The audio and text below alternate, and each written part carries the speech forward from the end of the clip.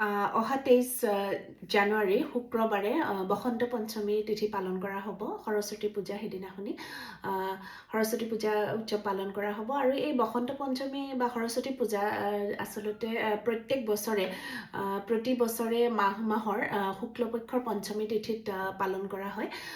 আৰু কোৱা হয় যে এই বসন্ত পঞ্চমীৰ দিনাখনিয়ে মা সৰস্বতী পৃথিৱীলৈ আগমন হৈছিল।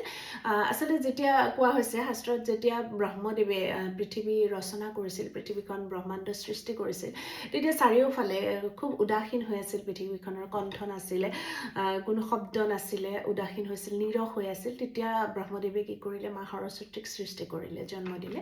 আৰু এই দিনটো আচলতে আছিল বোলে বসন্ত পঞ্চমীৰ তিথি আছিল সেইদিনাখনি। আৰু সেইকাৰণে এই তিথিত মা সৰস্বতী সেইদিনাখনি পৃথিৱীলৈ আগমন হৈছিল।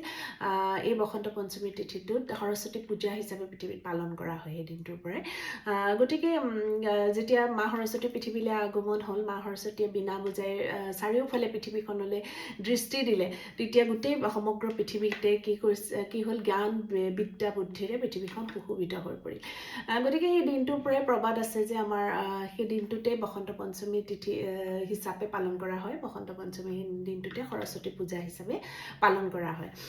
আৰু যিসকল লোক ছাত্ৰ ছাত্ৰীসকল, আৰু বিশেষকৈ যিসকল লোক জ্ঞানৰ লগত জড়িত, সংগীতৰ লগত জড়িত, শিক্ষাৰ লগত জড়িত, সেইসকলে আচলতে সৰস্বতী পূজা পালন কৰে।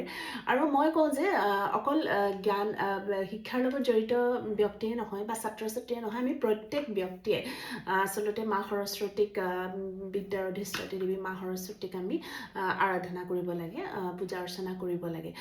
কিয়নো ভাবকচোন, এবাৰ জ্ঞান নহ'লে পৃথিৱীখনৰ কি অৱস্থা হ'ব। মা সৰস্বতী আচলতে জ্ঞানৰ অধিষ্ঠাত্ৰী দেৱী। আৰু আমাৰ জ্ঞান যদি আমাৰ নাথাকে, জ্ঞান বুদ্ধি নাথাকে, তেতিয়া আমাৰ কি লক্ষ্মী, ধন, টকা পইচা, এই সকলোখিনি আচলতে সম্পত্তি সম্পদ সকলোখিনি অৰ্থহীন হৈ পৰিব। গতিকে জ্ঞানৰ দ্বাৰাহে আচলতে আমি মা লক্ষ্মীকো ধৰি ৰাখিব পাৰিম। গতিকে আমি প্ৰত্যেকে সৰস্বতী পূজা বা সৰস্বতীক আমি আৰাধনা কৰিব লাগে। এতিয়া সৰস্বতী পূজাৰ দিনা বিশেষকৈ ছাত্ৰ ছাত্ৰীসকলে কি কৰিব, যিসকল সৰস্বতী পূজাৰ দিনা সোনকালে উঠি পেলাই ঘৰ দুৱাৰ পৰিষ্কাৰ পৰিচ্ছন্নকৈ মোচা গছা কৰি পেলাই স্নান কৰি আপোনালোকে হালধীয়া বস্ত্ৰ পৰিধান কৰিব পাৰিলে, আৰু নহ'লে সেইদিনাখনি যিহেতু শুক্ৰবাৰ, আপোনালোকে বগা বস্ত্ৰ পৰিধান কৰিব পাৰিব। প্ৰথমতে গণেশ ভগৱানক আপোনালোকে গণেশৰ নাম উচ্চাৰণ কৰিব, গাং গণপতায় নমঃ, এনেকৈ 11 বাৰ উচ্চাৰণ কৰিব।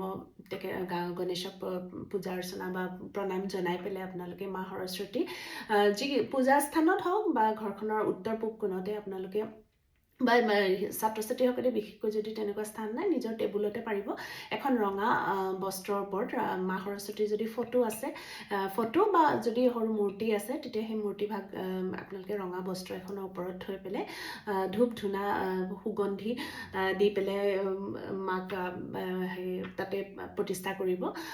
আৰু কি কৰিব, এগছি ঘিউৰ চাকি, সুন্দৰকৈ এগছি ঘিউৰ চাকি জ্বলাব।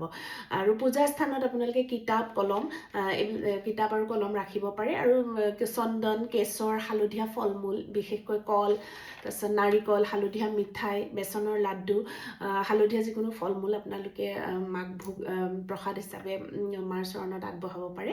আৰু মা সৰস্বতীৰ প্ৰত্যেকেই মা সৰস্বতীৰ এটা মন্ত্ৰ 108 বাৰ আপোনালোকে জাপ কৰিব পাৰিলে ভাল। ইয়া দেৱী সৰ্বভূতেষু বিদ্যাৰূপেণ সংস্থিতা নমস্তস্যে নমস্তস্যে নমস্তস্যে নমো নমঃ। আৰু যিসকল এই মন্ত্ৰটি উচ্চাৰণ কৰিব, আৰু যিসকল সন্তান একেবাৰে সৰু হৈ আছে বা যিসকলে এই মন্ত্ৰটি উচ্চাৰণ কৰিবলৈ অপাৰগ, তেওঁলোকে ঐং শব্দটো, এই মন্ত্ৰটিৰ এই বীজ মন্ত্ৰটি ঐং, এই শব্দটো আপোনালোকে 11 বাৰ উচ্চাৰণ কৰিব। আৰু যিসকল সন্তান একেবাৰে সৰু হৈ আছে, তেওঁলোকৰ মাতৃসকলে কৰি পেলাই তেওঁলোকক লগতে লৈ মাতৃসকলে এইটো প্ৰত্যেক দিনে আপোনালোকে কৰিব পাৰে। সন্তানৰ ক্ষেত্ৰত, ছাত্ৰ ছাত্ৰীৰ ক্ষেত্ৰত প্ৰত্যেক দিনে কৰিব পাৰে। আৰু সৰস্বতী পূজাৰ দিনা বিশেষকৈ স্পেচিয়েলি সৰস্বতী পূজাৰ দিনা আপোনালোকে কৰিব ঐং শব্দটো, যিসকল সন্তান একেবাৰে সৰু হৈ আছে তেওঁলোকক লগত লৈ ঐং শব্দটো 108 বাৰ জাপ কৰিলে হ'ব, বা 11 বাৰ আপোনালোকে উচ্চাৰণ কৰিব।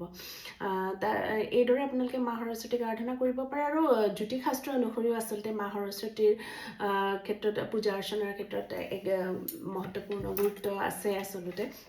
যিসকলৰ বিশেষকৈ বাণী দোষ আছে, আৰু বিশেষকৈ যিসকল সন্তানৰ মাত ফুটোতে অলপ দেৰি হৈছে বা কথা কওঁতে অস্পষ্ট, আৰু যিসকলে কথা ক'ব পৰা নাই সময়মতে তেওঁলোকে মা সৰস্বতীক আচলতে প্ৰীতি মাতেও মা সৰস্বতীক আৰাধনা কৰাটো উচিত।